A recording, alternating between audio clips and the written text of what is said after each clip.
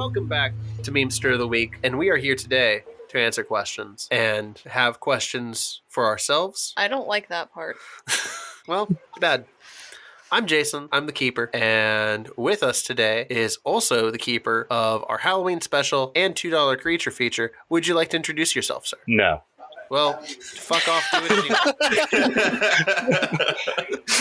it. Hi, everybody. I'm Mr. Ray. And I've kept an episode for Memester of the Week.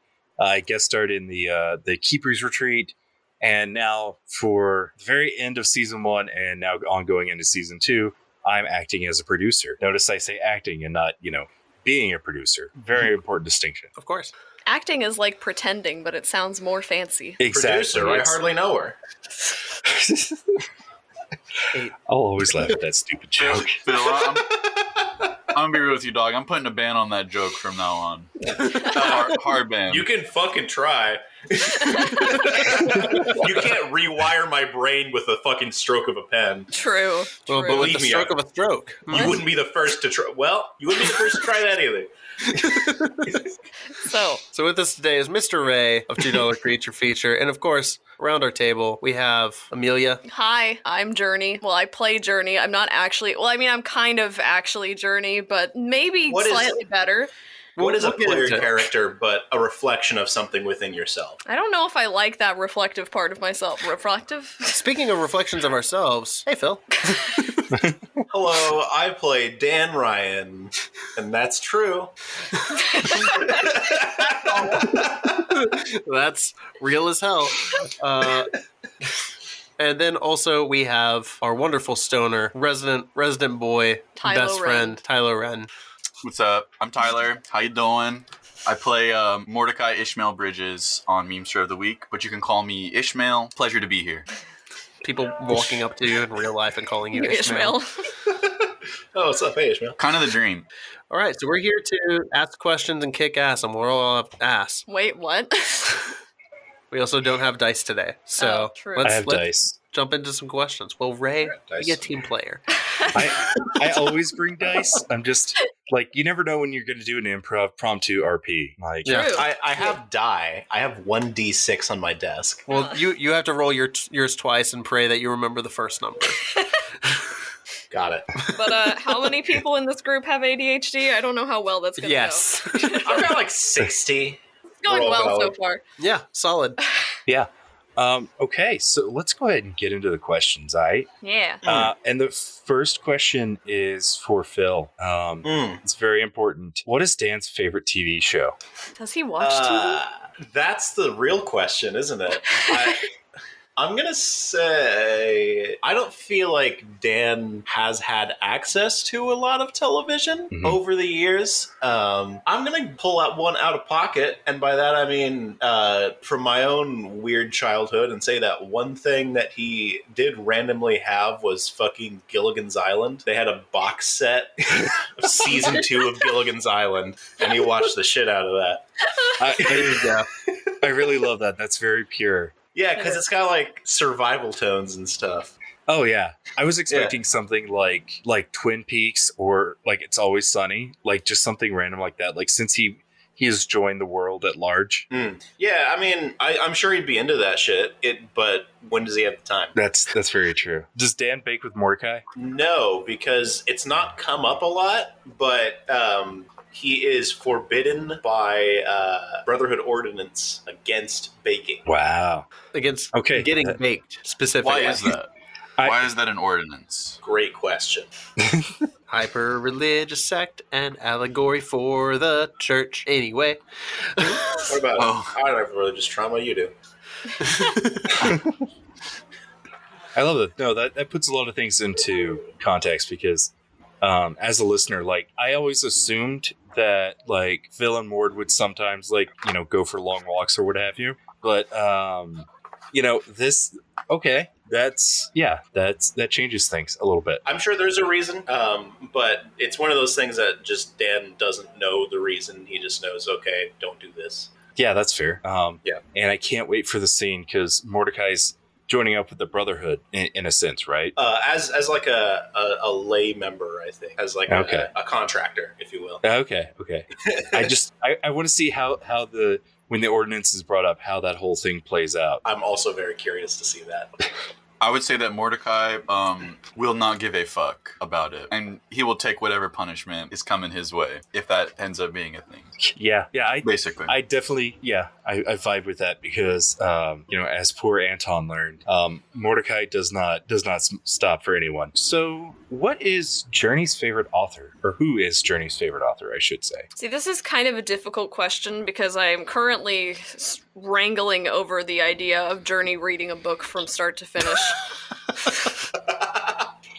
She's not stupid, but she doesn't feel like the book type to me. Yeah. I feel like it would have to be something that would really get her attention, but like not in the best way. So like the very corny, like how do I say it? Mystery novel kind of stuff from just like, I pretty much unknown authors, but the ones that have the really like crazy looking covers of the books. The Daniel Steels, but maybe less romantic. I mean like definitely Jurnee is here for the romance too, but like that, right? So I don't know if we're talking like an actual author, she's probably read some Agatha Christie because she likes mystery and murder. She doesn't really like murder. I mean, like don't get me wrong here, but Nope, no, you heard it here first. Jurnee likes murder. No, she likes murder approved. Coming down on the positive side for murder. I also like to think that Jurnee had a specific moment where she had to read Where the Red Fern Grows for school, and then after that, she decided that she was never going to read another book for the rest of her life. Fair. That's fair. Because to anybody who's actually read that book, you will understand why. Mm-hmm. They made us read it in second grade. Second grade? That's an early fucking time to read that book. That's too early for that book. I was gonna say I read that in first or second grade. Dude, that's childhood trauma for sure. But that's what I think. I think maybe she's dipped her toes into fun little murder mystery books, but she's no longer a career reader due to that one traumatic event. So there you go. I can dig it. These first four are all from Ethan. Shout out to Ethan. Oh fuck yeah! What's up, Ethan? Yeah, I'll guess on Twitter. So what is Mordecai's favorite Skyrim build? Mordecai's favorite Skyrim build? Yes. It's a fucking good question. It's a real personality test. Yeah, right. For Mordecai, huh? Mordecai 100% runs like a full magic build, and he runs conjuration and illusion magic, because I believe illusion is the one that you can like charm people to like fighting for you and shit. And he will 100% charm a bunch of fucking mud crabs and just run around. Like looking at mud crabs. Yeah. That feels so right and tells me everything I need to know. Yeah. I was gonna say, I'm assuming he does the same exact build in Fallout as well, where you just like walk up and then just point your gun down, and then the animal just follows you around. Yeah, he'll do that, but also full melee with the shish kebab sword, the flame sword. Is Mordecai more of a Fallout or more of an Elder Scrolls type of stand? I'm gonna say, actually, you know what? I'm gonna say Fallout. The game do you play? I'll say if Mordecai had to choose either, I mean, he loves both, but he would 100% go Fallout, because a huge mechanic in Fallout is just fucking the drugs. Like, Yep. And that sounds right. Even in Skyrim, Mordecai is all about hanging out with the skooma Khajiit people. Oh yeah. He plays as a Khajiit actually, just for the skooma, the moon sugar. Yeah. See, I play as a Khajiit because I like punching things to death, and I feel like I think it's because you're a cat person. That's the real reason you play as a Khajiit. Jason is furry confirmed. Not the cat boy. All right, this question's for Jason. How much gets cut during editing, and will there ever be a blooper reel? Oh my god. That's a question we ask all the time. Yeah. Honestly. So we generally record in like 3 or 4 hour sessions, which ends up normally equating to about 2 episodes. So basically, from the 3 hours that we record, an hour of that generally gets cut from us having wildly off-topic conversations or needing to answer the door for packages or eating generally. Unfortunately, some of the especially in the early episodes, like the first 8 episodes, I don't have the original like files for anymore. I just have the finished product, so the bloopers from that are just gone Lost forever. to time. Sealed in the Disney vault forever. I try and take a good clip from every episode to use for like promotional material. Get out there and like say, hey, here's this funny out of context bit from the episode. Most of the good, like if it's a good bit, it stays in. Like that's the thing. Like my rule for editing is make everyone sound as cool and competent as they can be, unless it's really funny, and then I just leave it in and let it ride. So most of the stuff that like is worth listening to is honestly on the cutting room floor in the first place, unless it's just a really off-topic conversation that I need to like cut out for time. And so some of those do exist, and some of those are cut back. So eventually, maybe I'll get around to doing a blooper reel. It just kind of depends on when I actually decide to work on it. I feel like it would be less of a blooper reel and more of a like, this is just interesting shit we talk about, or like meta commentary. Yeah, for sure. Yeah. Well, there was that thing we did like 2 sessions ago for like almost 30 minutes. We were freaking out about the Seabat song. And reading the Seabat adventure on Reddit. So. I had never seen the Seabat meme before, and we happened to be recording that day, and they showed it to me. So there is a dramatic reading of me reading the Seabat meme, the meme story from Reddit. Doing and listen along. Yeah, that's a glimpse of the in-between conversations, I think. Yeah, that's a glimpse of the in-between conversations, and when we do a Patreon, that will be something that can be posted, because then I won't have to worry about music licensing issues nearly as much. There we go.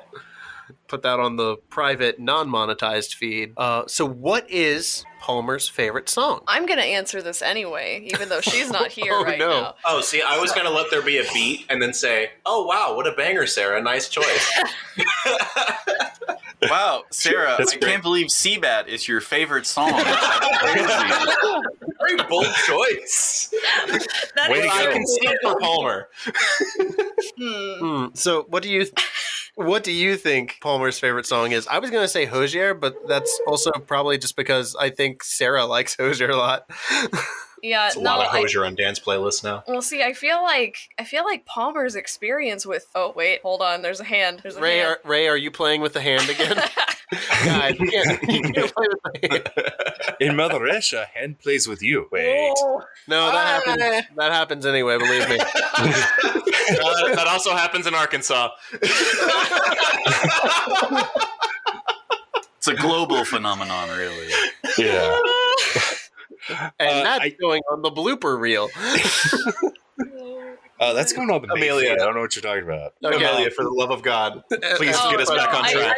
I really, truly can't bring this back, but I'm gonna make an attempt. I was just going to say that Palmer's experience with music is just by proxy of being forced to listen to whatever Jurnee is listening to in her room, right? Oh, God. So it like I don't really know what her favorite would be per se, but she's probably had like way too much exposure to like late 90s, early 2000s pop music. So whatever she has an answer to that, I'm not really sure what specifically her favorite is going to be, but I was gonna guess like content songs, like fucking What Does the Fox Say? And that's good. Shit along that line. I was going to answer with something sort of thematic for Palmer, and I was going to say Baltimore's Tarzan Boy, which is like one of my favorite songs. You'd know it from the Ninja Turtles 3 movie soundtrack. Yes, I do. Yeah. I do specifically know that one. Fun fact, it is the only song to feature Tarzan's "Oh, oh, oh" as the chorus. There you go. But no, it's a really great song about somebody who's just left society behind to live out in the woods, and is trying to convince somebody else to come and join them. And I feel like that's very Palmer, or at least Faye-esque. Yeah. It's definitely in my head canon. I always pictured Jurnee as like a Katy Perry type of listener. Ooh. Definitely along the pop thing, but on the note of Tarzan, I'm sure that Jurnee also probably listens to an unhealthy amount of Phil Collins music when she wants to be emotional. So I feel like Palmer might be into that. Don't we all? Be in my heart. Oh, just really ripping it, just crying in the corner. That was the first song Jurnee listened to after Palmer disappeared. Oh. Oh no! All right, well, I'm leaving this Q&A session. I'll see you guys later. And now whatever Sarah said. Same as most people, it changes daily, but New Gold or anything by Fuji Kaze. Yeah. Wow, that was interesting. That's so cool. Wow, Sarah, that's great. What a good bit. So clever, so funny, so unique. I can't believe I was right. So Sarah. So I have a question for everyone. Yeah. Okay. What has been, and Ray, you can answer this also from the listener perspective. What has been your favorite moment from the show? That's such a hard question. Was that for all of us? Or? Yeah, this is a question for everybody. We can take turns. I'll go first because I talk about this moment frequently because this is the moment that I decided like, oh, wait, this could be a podcast and this could be something that's really good. But the conversation that Jurnee and Dan have I was thinking of that at the end of the first mystery. Yeah. Where Dan is just being real and like says, yeah, magic is real. And then you very distinctly say, I'm sorry. And there's a breadth to that and an emotional vulnerability to that I think is like something that really crystallizes that moment for me that I'm like, oh shit. Like one, I don't think that like this character wants to be here in the first place, but he is and he's doing it. And then he knows like, okay, well, I'm kind of responsible for this person being here too. And I think that is like basically apologizing for, I know I've fundamentally changed your world. And I think that's tasty. Yeah, I think about that moment frequently. Yeah, you kind of took my answer because that was a big moment for me too. I think that like, because I think like at its heart, Memester of the Week is like a very tongue-in-cheek, funny sort of like Scooby-Doo-esque, nonsense-filled show, but like at the same time, it's also kind of like there's a side to it that's like having to deal with the reality of your reality being flipped upside down and having to see the consequences of, like your actions in that way, which I don't think all of us have really come to terms with that. So getting there. Yeah. You have to burn down a few cornfields to get there. Yeah. Might take a couple more cornfields. The only episode of the show that I have not really caught up with listening to the show because it is very hard for myself to listen to myself. Same. Totally get that among podcasters. Yeah. But the only episode I consistently go back to and give a re-listen occasionally is episode 6 of the first mystery. The gang goes to the store. Yeah. The hijinks of that. Yeah. The chaos, the parallel lines and the events. It's just so fucking delicious and golden. Yeah. It's spectacular. Very funny. Yeah. So definitely a highlight for me. There's a few for me. I was also gonna say that Phil, that moment in a larger scope. Every time Dan and Mordicai team up and do some weird cool stuff like teleporting to the Feywild, or when we played fucking like Fruit Ninja with the Doulahan, that was super cool. I love those moments. That was the first like combined casting that we ever did to do the memory wipe. Yeah, that was awesome. Yeah, and also in another sense, I feel like that was the moment for me in recording, or I guess in just playing the game because we didn't know it was going to be a show at the time. That was the moment for me where I was like, okay, I'm really having a good time with this. Like I want to stick with this for a while. And I felt like we were all like really bouncing off of each other's energy and like yes-anding really well. So that was a click for me, definitely. 100%. I think all those moments where we interact with each other makes me love the group event of it all. I also loved the first time I truly enjoyed the character Mordicai is when I tried to jump over the fence in like the very first episode, and I aged it super bad. I forgot I'm about glad that. it was really fucking early on for you because you said the first time I really enjoyed playing Mordecai, and it's like all the way something in the last episode. It's like, oh, when I almost died, I'm like, man, you've been phoning it in for a while, huh? Oh my god! No, I think when we did what me and Jason just did recently, that was the first time I've ever been truly fucking stressed out about playing Mordecai. Can't wait for season 2. I have 2 more moments that I thought were great that I loved. It's too hard to pick just one to say like that's my favorite. But when Phil asked Jason if Kate had big honkin' bazongas, that was awesome. Yeah, it was definitely Kate. It was Kate. It was 100% Kate. It was Kate. I will not sit here and listen to Jason gaslight us so he can retcon that event. The canon is going to be ruined. I remember just laughing hard. I remember Sarah kind of being mad about it, and then everyone, and then me just laughing. Makes it funnier. It makes it 100% funnier. My personal goal every time I play with Sarah is to really piss her off. As it should be. It's always like whenever Sarah gets like incredulous about things, I'm like, that's where the good shit is. Yeah, because like she's not genuinely mad, but she is like very, very fun to play off as like her trying to be the straight man in the situation, and that's a talent that she has, and I love feeding into it. It's very same. I'm the only one here who knew Sarah in high school and pre Japan and stuff, and kind of the vibe the entire time, essentially. Yeah, tracks. We also used to work together. We used to wait tables together. That was wild. And it's the last thing is when I cannot believe Jason included this entire thing in the episode when fucking Mordecai sang the stoner shanty in full. That was super fun. So I love the Cheddar Bay arc. It's my favorite. So yeah, that was great. Yeah, I mean that was a genuinely like good moment of RP, and like I was like, you know what? Somebody out there is probably not going to like this. I don't give a shit. I love this. Absolutely. I think that this is wonderful. And I was going to say, let's lean into and reward that because that's great. Ray, you go ahead because yours is probably more connected. All I was going to say was like, I agree with Tyler. Like the Cheddar Bay arc is my absolute favorite. I feel like I know, like you guys really meshed well early on.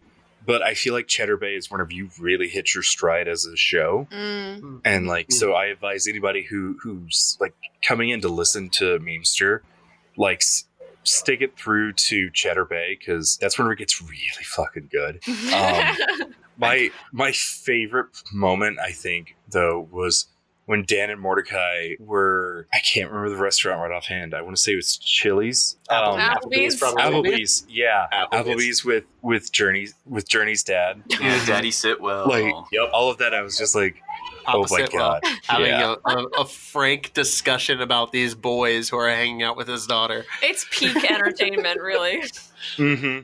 And like, you know, as a father, I completely relate to Papa Sitwell. Yeah, I was very much trying to channel what dad energy I have. yeah, perfectly done. I was going to say, my second choice for a favorite scene is also in Cheddar Bay. It is the heart to heart that Dan and Palmer have about like consequences and like. Not necessarily being ready to face the consequences of your actions. And what friendship means, but not directly. It's talking about it in their own terms. Yeah, such a strong moment. The both of you have such an interesting dynamic that plays out really well throughout the season. It's so like Mexican standoff between Dan and Palmer all the time. At any moment being like, oh, are we gonna have to fucking fight each other? I don't know, but we're cool. Yeah, but we're cool. Are we cool? Mark? Yeah, it definitely feels like if I was just walking into this like in the middle of the campaign, I would have guessed that Mordecai and Jurnee were friends, and Dan and Palmer are like the friends of the friends, and they just don't know how they should interact with each other. That's kind of what it is. It's kind of a little bit. At least like Mordicai was a fan, like a Jurnee. Yeah. Right. Leading in. Yeah. I was a Dan viewer. and Palmer are just there. Yeah. At the very beginning, and that's kind of how it meshes together. Favorite moment on the show: the lead up to Palmer getting yoinked back into the Feywild, being trailed and then yanked around by the Deerhead.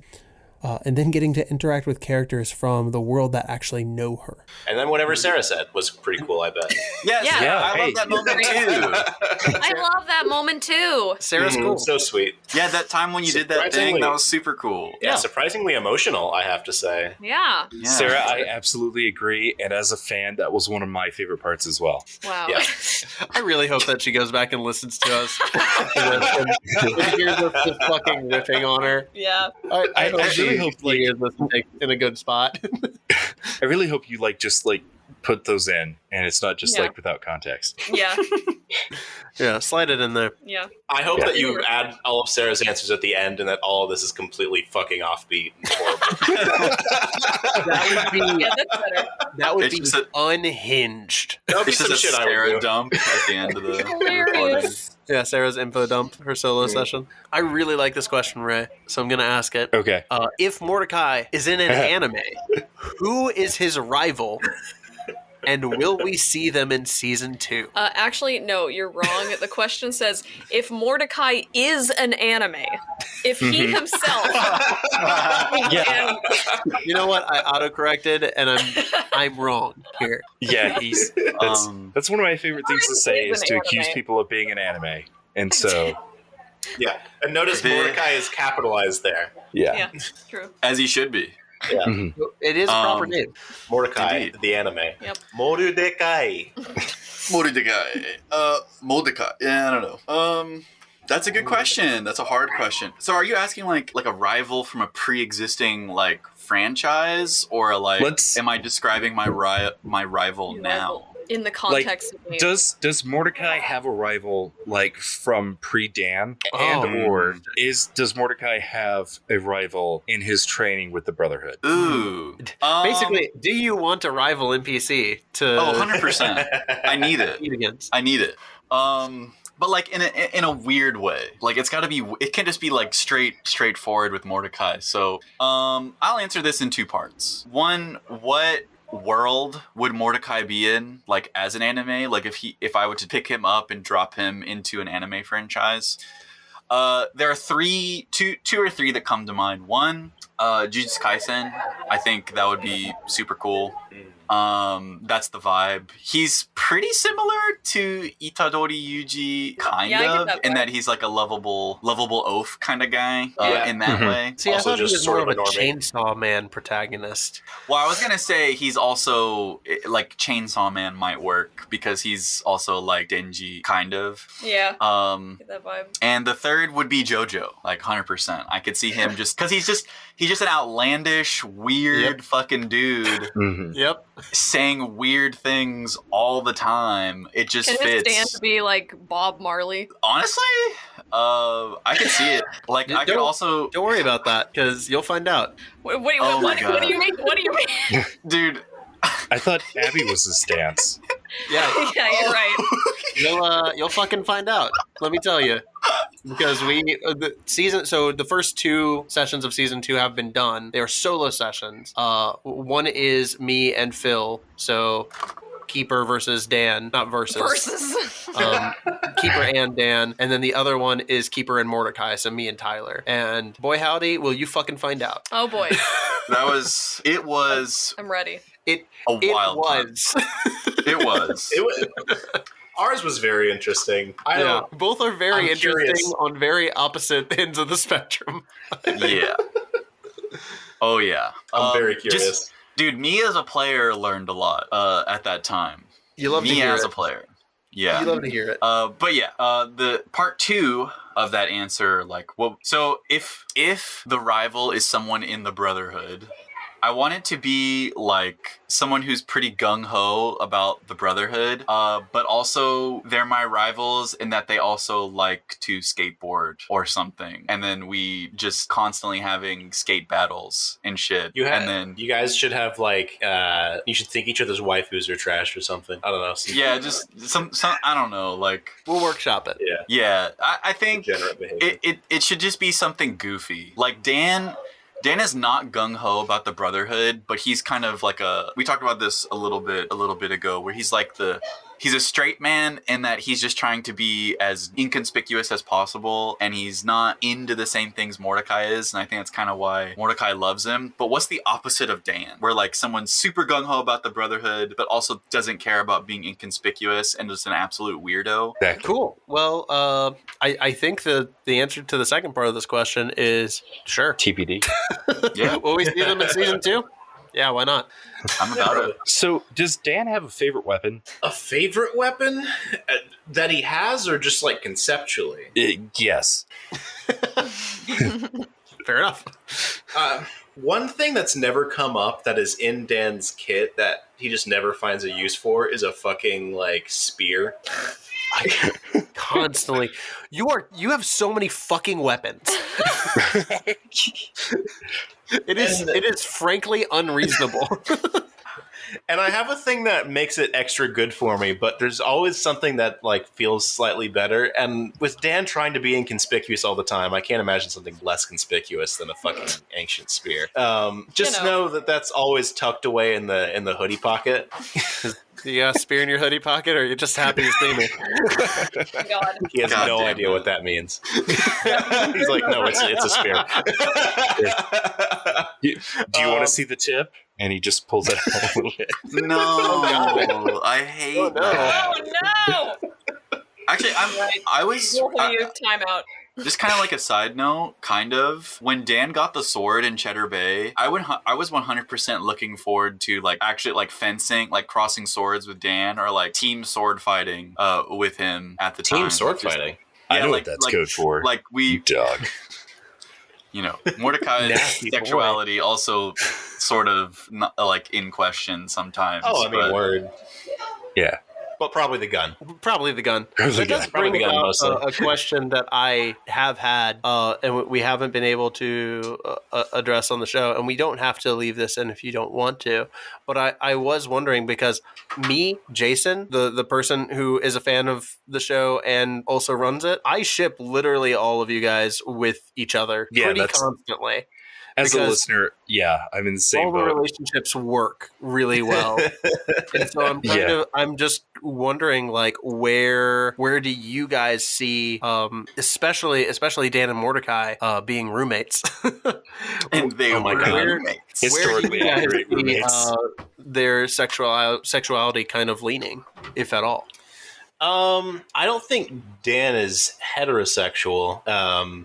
As an ace spec person myself, I've toyed with the idea of making him ace, but I don't feel like that really fits either.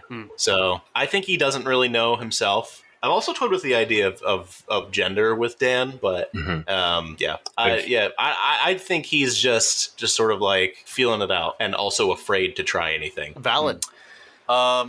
I don't have like the most complicated answer for Mordecai. I think originally when I did my first character description, I said that he was somewhere in between asexual anime protagonist and kind of pan. So Mordecai is just here to vibe with everybody. Essentially, maybe he has feelings for Dan on some level, but like I don't know. Dan did lie to him about the dragons, so that happened. It's kind of a big what's a quarrel? Yeah, what's a dragon between friends, between roommates, dragging these nuts between friends. God damn it! Yeah. Hell yeah. I will say, as a listener, because I've almost listened through twice now. I have to re-listen to the final arc again, just as like a refresher. But I think as a listener, I do kind of ship Jurnee and Dan together. I feel like that is a thing. I've thought about the possibilities of a lot of different like pretty much every pairing. Yeah. And yeah, I could see, I've definitely like in a couple of places a little bit played it like Dan might have a little bit of a crush. But yeah. Oh, I was gonna say I completely support this as a throuple. Like that's Yeah. just the best of all worlds. It's that, yeah, that's how it'll work. I think, like, at least for Jurnee, I feel like she's the type of person who acts like she knows how to do a relationship thing. Like, she's, you know, she's trying to be cool about it, but she's an absolute moron and she doesn't know how relationships work at all. So, word. yeah, that's just, like, her whole thing. She's a shimbo. Aren't we all, though? Relatable. I guess so. The one character I've never shipped and do not want to ship with anybody is Palmer, because there's a pretty big problematic age gap there. That's true. Yeah. So, I hadn't thought about that. Yeah, so Yeah. I see it. For all the Zoomer listeners out there, just know that I keep you in mind when I ship. Okay, so no problematic age gaps here. Yeah. I don't necessarily know my personal desire for doing a whole lot of relationship RP in like the show. Yeah.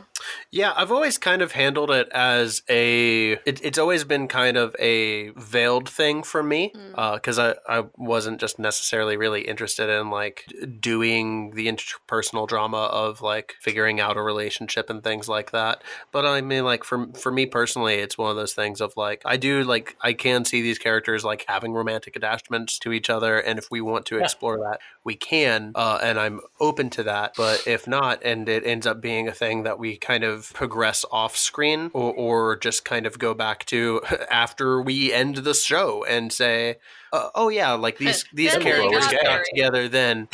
Happily ever after. These are the characters who like kind of follow these paths. Yeah. And relationships. Yeah. I think that's fine. Like, but it's like not the end I of was necessarily invested in exploring right now because, like, frankly, you got other shit going on. That's true. Romantic feelings. Considering how long she's possibly been on Earth and how different from humans the Fae are meant to be, I think she sees them as clumsy children in need of guidance, which they kind of are anyways. I could see her being interpreted as asexual or aromantic, or I could see her just having a history way back when she was younger, maybe with others of her kind. But the predator-prey dynamic that's common in Fae and human stories means that there's a kind of inability to exist on the same playing field. It's a weird power dynamic. The possibility of a human partner wouldn't cross her mind unless they were extremely formidable. Someone that she sees as an equal. Let's head over to another question. Let us approach the wizard, as a famous set of brothers refer to them. Why did Jurnee switch playbooks? Why did Jurnee switch playbooks? Why did Jurnee switch playbooks? I'm just like asking you. No, I mean, like, this is a confusing question because this is an out of character question.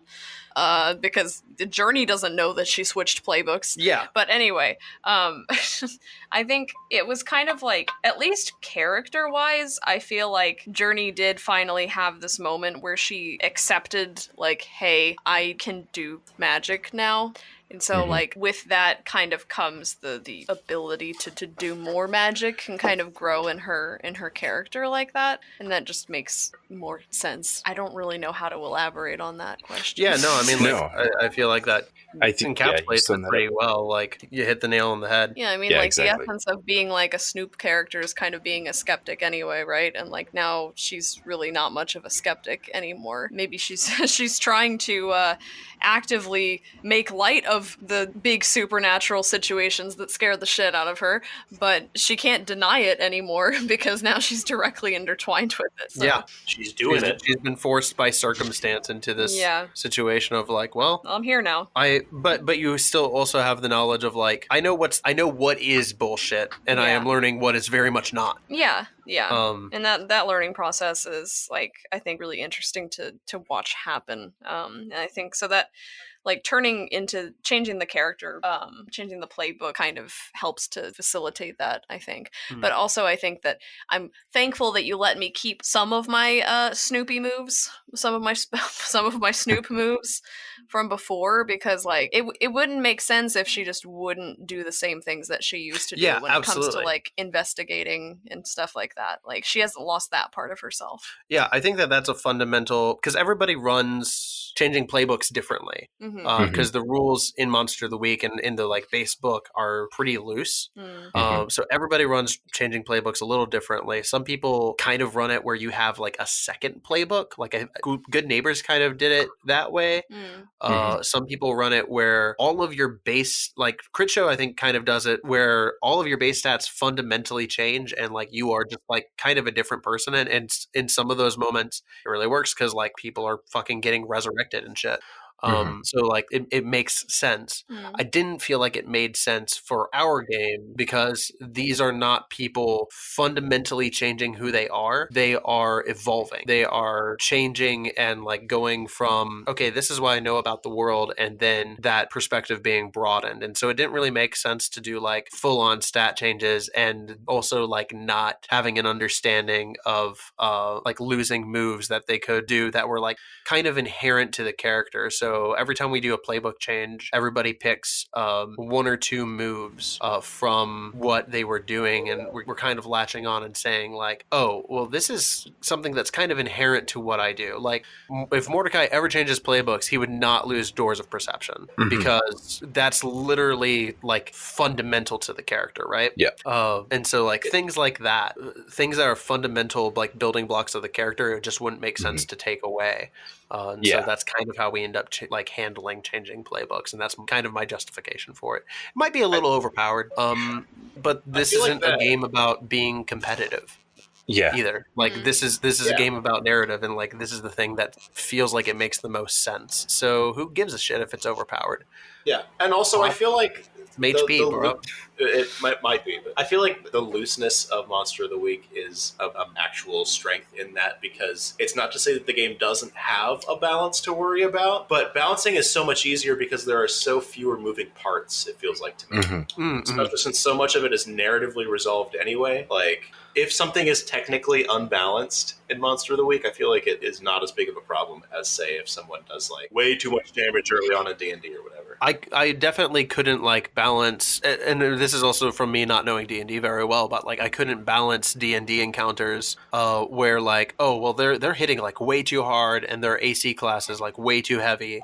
And I couldn't mentally like rebalance that mid-fight the way that I can rebalance a stat block for like a monster in Monster of the Week. If I see that they are kicking the shit out of you and they have a ton of HP left, I can just reduce the amount of HP they have at any moment and be like, we're cool. Let's make this a little bit more of an even playing field. I have a fun fact about D&D. I have never stuck to a health total for any boss fight in D&D ever. I have always followed the narrative beats. Yeah. Kind of same. Because it's also just more rewarding to do it that way. Absolutely, it is. Yeah. How much HP does this monster have?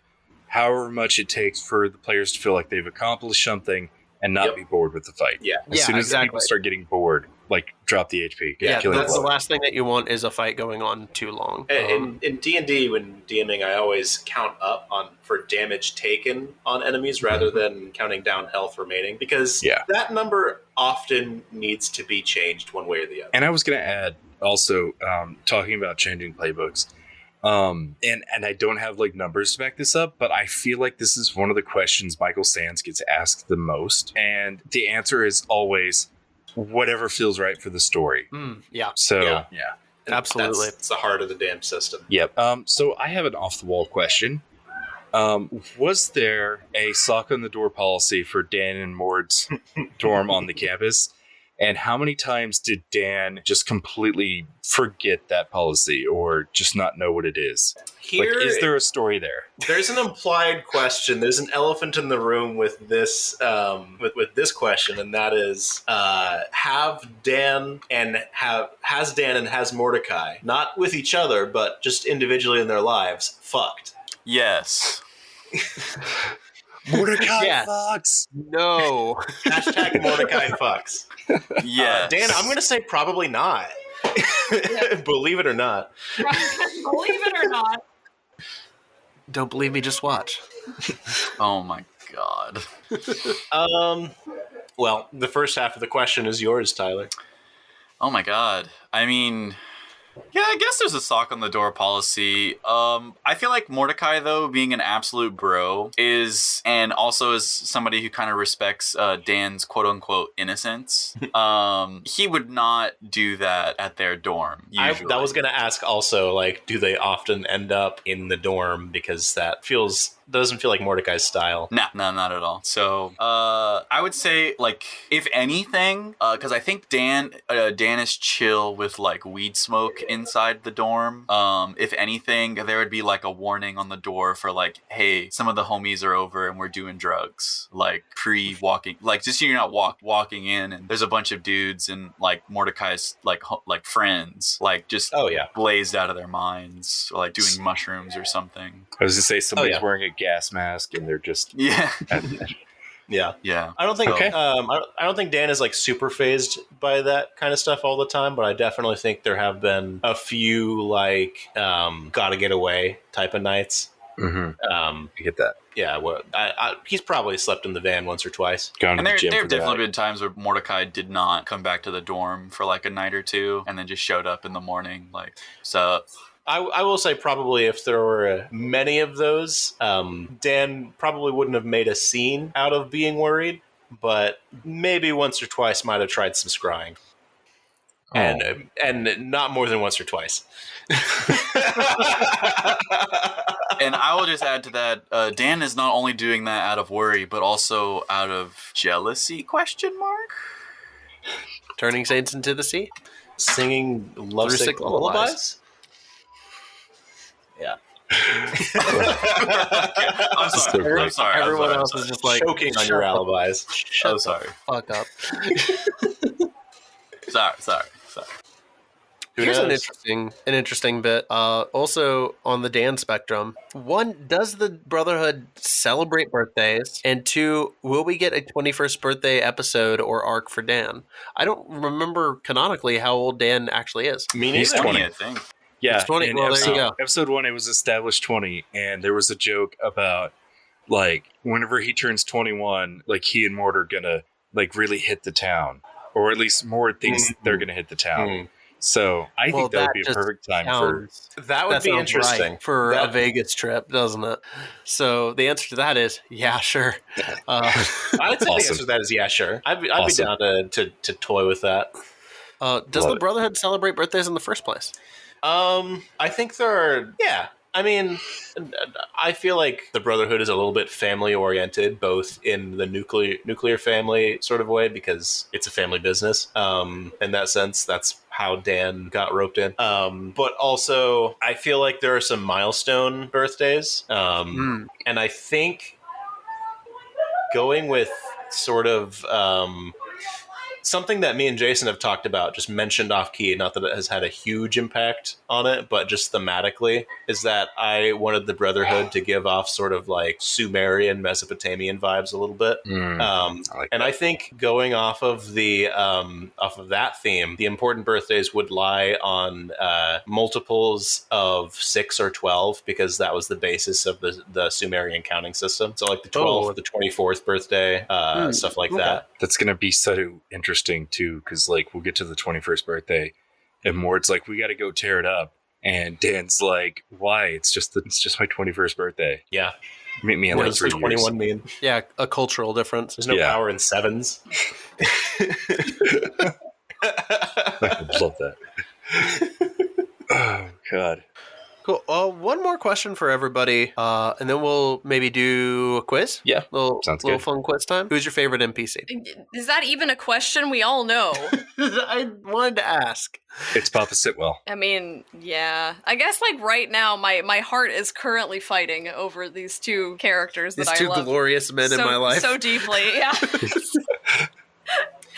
I have a special place in my heart for Fromy, of course. Oh, Fromy. Fromy. Fromy. Shouts out Fromy. All three of the homies. Hell yeah, brother. That reminds me. I was going to ask Tyler this question. We can just do it real quickly. Would Mordicai ever reconsider renaming the homies after his best friend Dan so they can be the Danimals? Yes. The stunned silence. I have to physically go in and make sure that stays. so we know how long that reaction was, because I know that it was just a moment of like completely raised eyebrows, realizing what the fuck just happened, and then agreeing to it. Tyler's brain doing the Windows dial-up sound. No, I've done that twice. I've done that with Danimals, and I've done that with It's Morden Time. So those are like personal goals of mine that I'm just scratching Morden off. Time. If I'm picking a favorite NPC, I mean, Kate was too good. Really for a lot of reasons. For two reasons in particular. Oh my god, Tyler! Oh my! You know what? I'm not even excited anymore. Is the fact that she's rich with lore, that she has an interesting personality, and also kind of a little bit of an antagonistic personality. But in a friendly way, and that's really good. And the second thing is her giant bucking titties. I just want that to be where you cut the Q&A. And that's it. Giant fucking, and that's all the time we have for today. And we're done. Oh my god. Tyler, favorite NPC? Yeah, I think of course it's gotta be Abby. 100%. It's gotta be Abby. I love doggos. I love ghostos, and I have a ghost doggo. I mean, what is not to love? As a secondary favorite, I also love Kate, and I also love her for two very specific reasons. One, yes, she has great lore. She's fun. She's somebody who's associated with Mordicai on more than one occasion. So they kind of have a like Phil said, a semi-friendly, semi-antagonistic relationship. And the other reason being the big old honkin' bazongas. There you go. Absolutely. We're gonna will this into existence. What do you mean will it? It was based on Jason's own description in the original thing. When I asked about Kate. Yeah, I also really like Kate for two reasons.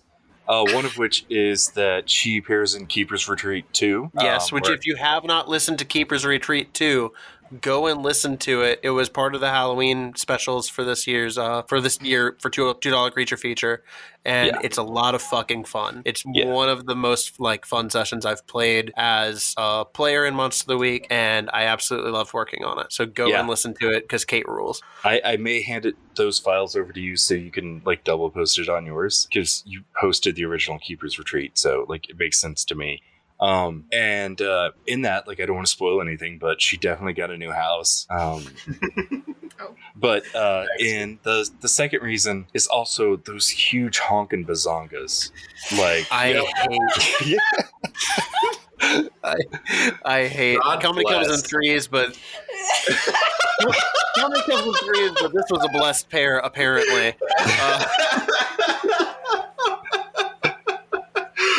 Blessed pair is right. You know, I feel like that's a really good note to end on. I mean, like, I always say that my favorite character to play is Kate, as an NPC. Do you have two reasons? As an NPC and as a... I have three reasons, but two of them are on the left and the right. Her shoulders, very firm. very firm. Carrying the weight of the world. Yup. And those huge honkin'. And the third reason, of course, is the huge honkin' bazongas.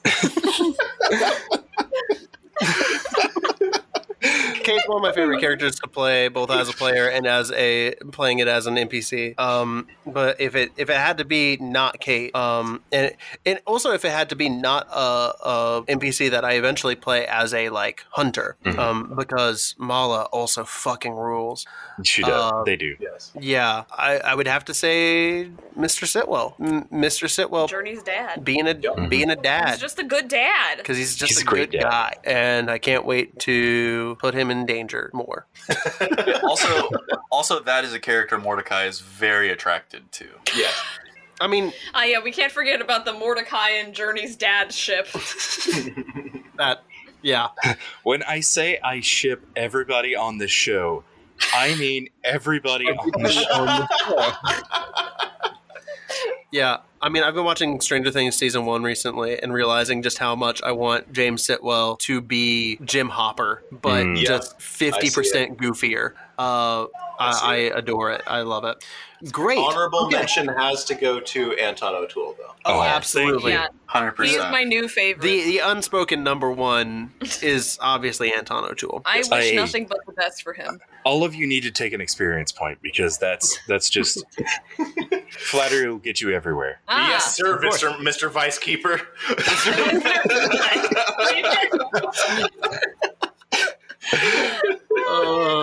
That's great. Favorite NPC? Mar? Again, I just love characters that have long histories with each other. I also love the knight and disciple dynamic, or stories are revolving around a monarchy class system. Okay, quiz time. Oh, okay. Power, I forgot about the quiz. Power quiz. What does that mean? What are you saying to me? Means we're running out of test the time. knowledge of our two most avid keepers of lore, Tyler and Ray. And Amelia and Phil, you are here too. Yeah, so I will provide an answer that is not correct. You will be subjected to this. That's what I'm here for. I'm interested. I'm going to ask you some quiz questions about the show and see what you know. This will be on your final grade. This will be on your final exam. Fuck. So, question number 1. How does Palmer first communicate with the Fae? First, Amelia. Palmer goes into her little hut in the woods and screams. That's it. It just yells. Yeah, that's what happened. Incorrect. Shocker. Phil.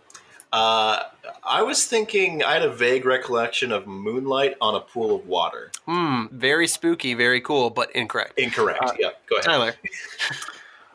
Via like flower stuff. Close, but no cigar. It was like Ray. it was like a plant thing. You're gonna have to shoot a little closer than that, my guy. Shit! It was all like I wrote down was butt stuff. I'm kidding. That's not what I wrote down. I know she had a cryptic conversation in her area in the woods, and she was told not to interfere too much. Yes. So what it was, she was communicating via a fairy circle of mushrooms. Oh, fuck. Yeah, that's right. And various kinds of powers. You're partially right, I was Tyler. close, dude. I knew it was like something on the ground, and it was like partially right colorful. too, because the moon is also a circle. That's true. Also, did she scream at any point? Or was there any screaming? There was no screaming. Damn it. Okay. Tyler gets half a point. But my location was right.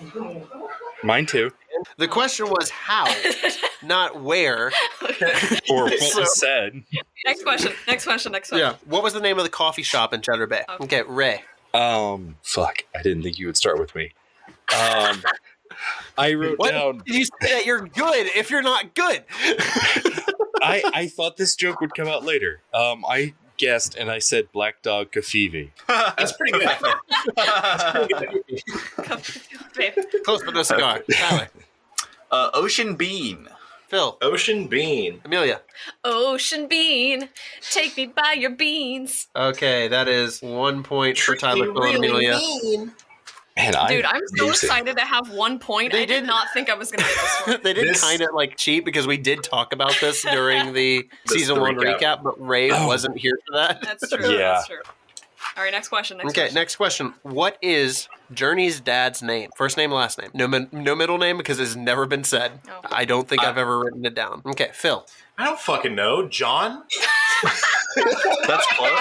That's pretty close. That's better than what I put. Ray.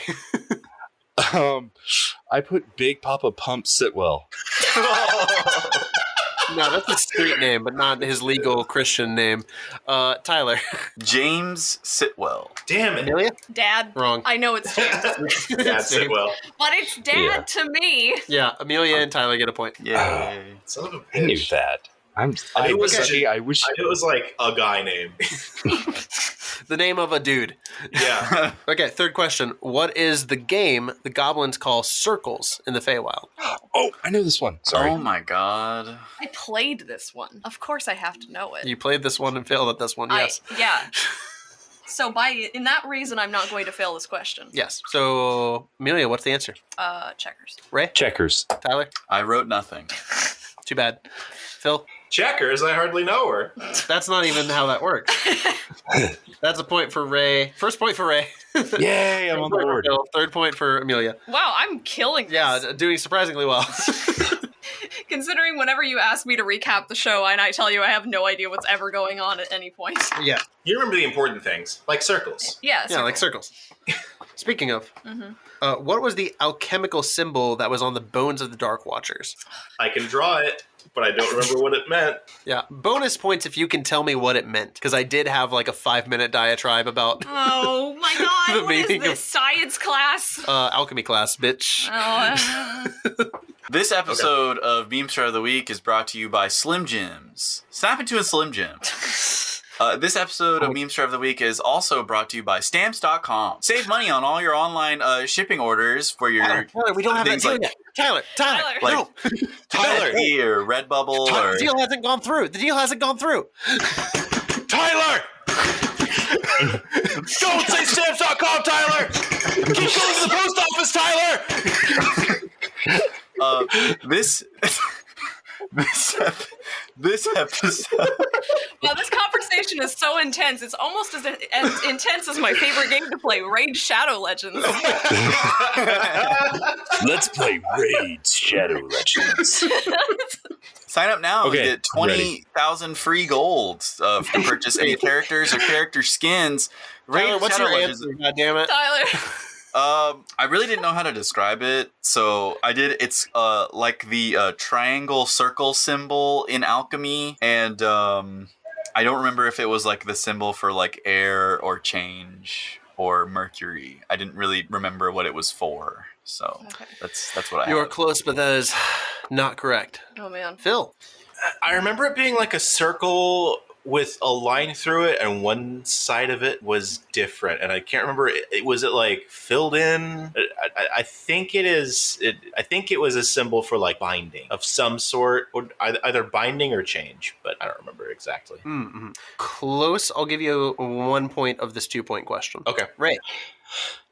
Okay. I'm feeling less confident about my answer. I think it's an infinity symbol with an arrow coming out of the center part and then 2 arrows crossing through that, which is sulfur, the Leviathan cross. That is a good pull, but not what I did. God damn. Amelia. Okay, it's the Jesus fish. Nope. Fuck. I wasn't finished yet. Well, you and know then what? the meaning is agape love. Yeah. The meaning is the symbology of so many teenage girls who got this tattooed on them Oh for my no God. reason. That's the symbology. They were feeling particularly spiritual Yeah. that weekend. Yeah. Rip. No. Phil got the symbol mostly correct. It is a circle with a line through the middle. None of the parts are filled in though. And it did mean it was the symbol of the body. Yeah. In alchemical symbology. You're right. Very good. I think I would have remembered it better if we'd actually drawn it, but I don't think we ever directly Yeah, did. No. No, Jason drew it in Roll20. Yeah, I drew it Okay. in Roll20, but I only drew it the one time, and then the next session we switched to a map that you immediately roasted the fuck out of. So I'm salty. I have one. I drew 3 symbols, and the one that Phil described was the one that I drew with a circle with a line through it. Damn. And I went with the circle triangle as another common fucking chemical symbol. I'm going to have to see the symbol because the only circle with a line through it symbols that I'm seeing is salt. Not that I'm Googling this or anything. Yeah. I'm totally using my mind. So salt and body are used interchangeably. Wow. Jason gets his alchemy knowledge from FMA. That's not true. I got my alchemy knowledge from fucking Wikipedia. From the alchemical Wikipedia, the Yeah. only reliable source for alchemy. Okay, let's go. Next Yep, question. next question. So where did we first see the owl nestled in thorns and thistles? Okay, Phil. I'm going to say it was on the tree in the Harvest Mystery. Tyler? So that's the second time, Phil, I believe. I think the first time was on a coin that I had found that was maybe made of gold. And then I had oopsed and fell by the tree and saw it on the root again afterwards. Interesting. Amelia? I was also going to say the tree in Sleepy Hollow. Ray? I was also going to say either in Sleepy Hollow or it was in the Keeper's Retreat, which is when I first saw it. Interesting. Trick question. Tricky. Who is we? So for that, I will give Ray 2 points because you are correct. Oh. And Phil and Amelia get 1 point because it was on the tree. And that was the first time that we saw it. I did not put it on the gold coin. The gold coin was unmarked. Sorry, Tyler. So I disagree, but fair. well, Now we're going to go made back it, and listen. so. Yeah. I am God. Final question for 3 points. 3 points? For 3 points. Oh my god. What is the name of the ghost in the first mystery? That is God not damn Abby. it. That is not what? That is not Abby. Not the name of the dog, but was the name of the ghost. Oh my god. Oh shit, it's been so long. Why would you do this? I wanted to have a super hard question. Give me a stupider question. I I'm mean, ready. the other optional question was what was the name of the business partners, but I thought that was too hard. No, I don't Okay, Phil. I'm going to say his name was Benjamin Ogilby Orwell, and his initials are Boo. Oh, That's good. I kind of want to retcon it now. Yeah, right. No, let me write that down and use it later. Tyler. I think his name is William, a.k.a. Bill Jenkins. Interesting. Ray? Paul Schaefer, Canadian singer Paul Schaefer. Amelia? I'm gonna go with my YouTube career.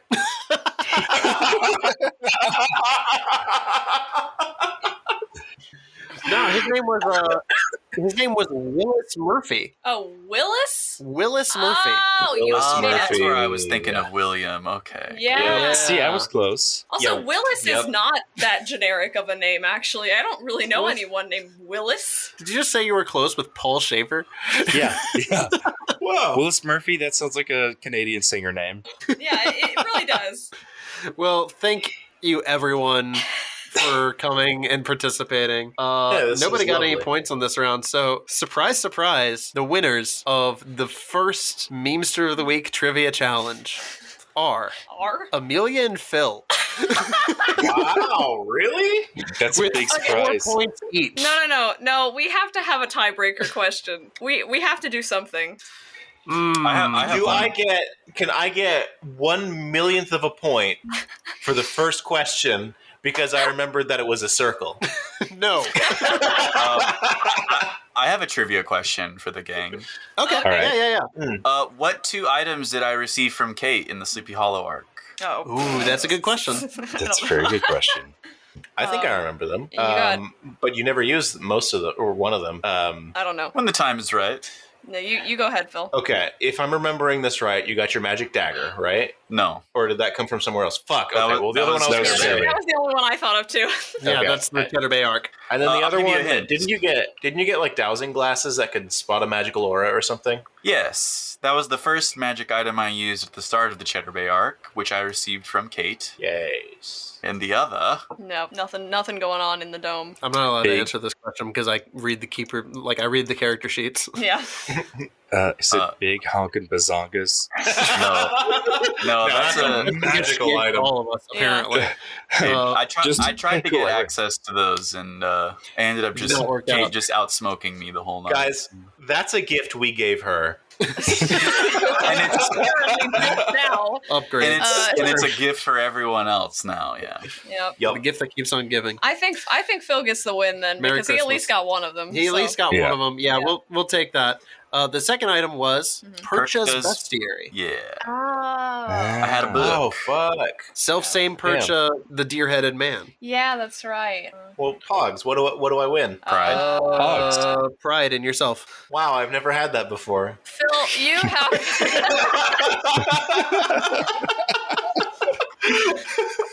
Thank you so much for listening to Memester of the Week and hanging out through this shit show. Thank you so much for listening. We'll be back with season 2 in a while. Thank you for hanging out with us. Go listen to $2 Creature Feature. It's really great, and Ray is a wonderful friend. Thank you. And we will see you guys in the next mystery. Ooh. Yeah. Jurnee. Thanks, everybody. Bye.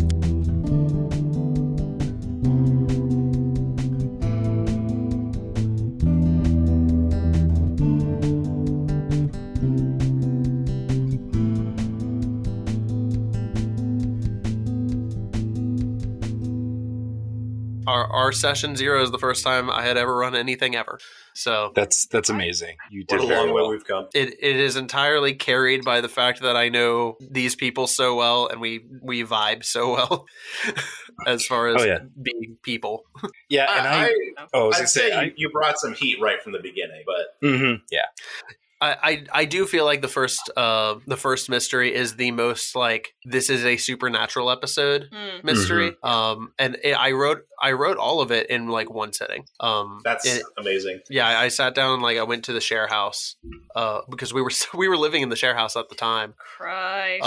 And so I went down to like the kitchen of the share house, and I just had this idea in my head about like what this could look like, and I've been listening to a lot of Crit Show at the time, a lot of Crit Show and a lot of like rewatching Supernatural at the time. And so I was just like, okay, what if it's a ghost and he wants revenge on things, but there's a dog that's like kind of playing into the black dog omen of what it is, but he's not actually a Grimm. He's just the ghost of a dog, and he's trying to warn people of, hey, my owner's going to come and kill you, and he's trying to protect people the only way that they know how. And that was like the concept. And so from there I was just kind of planning out like, okay, well then what goes on here? And that was really cool.